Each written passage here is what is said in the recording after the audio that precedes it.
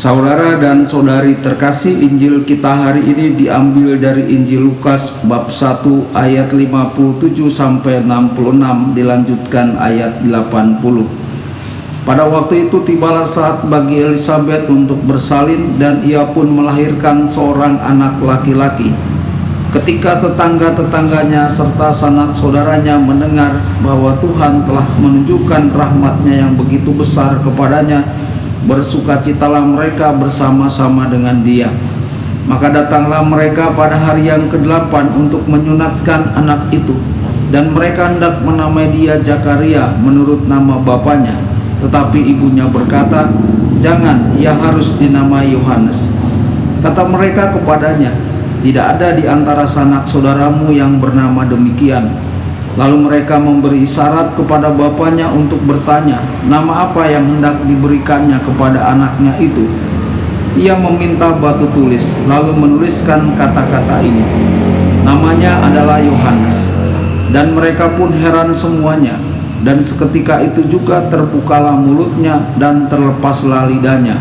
Lalu ia berkata-kata dan memuji Allah. Maka ketakutanlah semua orang yang tinggal di sekitarnya, dan segala peristiwa itu menjadi buah tutur di seluruh pegunungan Yudea. Dan semua orang yang mendengarnya merenungkannya dan berkata, "Menjadi apakah anak ini nanti?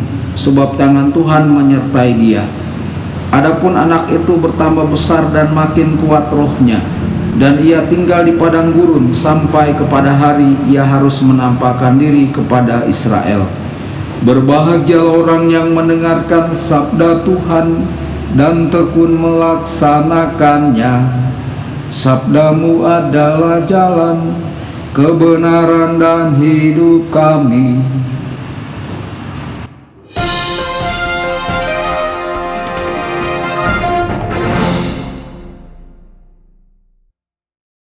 Saudara dan saudari terkasih dimanapun Anda berada, jumpa lagi dengan saya Romo Tedens dalam saluran Warta Kabar Sukacita. Semoga Anda semua tetap dalam keadaan sehat dan selalu berbahagia. Saudara dan saudari terkasih, Injil kita hari ini diambil dari Injil Lukas bab 1 ayat 57 sampai 66, dilanjutkan ayat 80. Para saudara, hari ini gereja merayakan hari raya kelahiran Santo Yohanes Pembaptis. Kelahiran bayi baru telah menjadi sumber kegembiraan selama berabad-abad.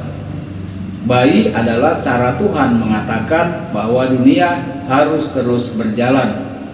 Setiap anak baru mencerminkan segi keindahan dan misteri Tuhan yang tak terbatas. Dan dengan mengajari kita kesabaran dan tidak mementingkan diri sendiri, anak-anak kecil membantu kita untuk bertumbuh dalam kekudusan. Saudara dan saudari terkasih, dalam kesederhanaan kekanak-kanakan mereka menunjukkan kepada kita untuk tetap murni. Kebutuhan mereka dapat dan seharusnya melembutkan hati kita. Meskipun mereka bukan anak-anak kita secara biologis, tetapi kita mempunyai kewajiban untuk membantu semua anak, karena mereka memperkaya kita dalam hidup kita. Saudara-saudari, apa yang telah kita lakukan akhir-akhir ini untuk membantu anak-anak kecil? Bagi orang Yahudi kuno, sebuah nama mendefinisikan identitas seseorang. Maka bagi Elisabet yang menamai putranya Yohanes adalah hal yang sangat penting. Pemberian nama Yohanes menunjukkan pengakuannya akan rencana besar Tuhan bagi anak itu. Yohanes berada dalam perawatan khusus oleh Yang Maha Kuasa sejak awal mula. Bahkan hari ini setiap anak dikasih oleh Tuhan dan memiliki takdir dalam rencana Bapa Surgawi. Masing-masing memiliki panggilan di dalam gereja. Saudara-saudari, apakah kita menghargai peran anak kecil dalam rencana Tuhan? Apakah kita menghormati martabat mereka? Zakaria telah meragukan Tuhan dan kemudian menjadi bisu. Dia berbicara hanya setelah secara terbuka menerima rencana Tuhan. dan mengizinkan putranya yang baru lahir untuk diberi nama Yohanes. Saudara-saudari, kita juga mungkin memiliki sedikit sikap Zakaria dalam diri kita. Kita melawan Tuhan, persahabatan yang buruk, kebiasaan dosa yang serius, keputusasaan yang meningkat. Semua ini dapat menggerogoti hidup kita.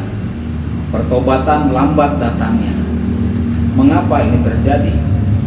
Paus Emeritus Benediktus XVI berkata, kita berpikir bahwa kejahatan pada dasarnya adalah baik.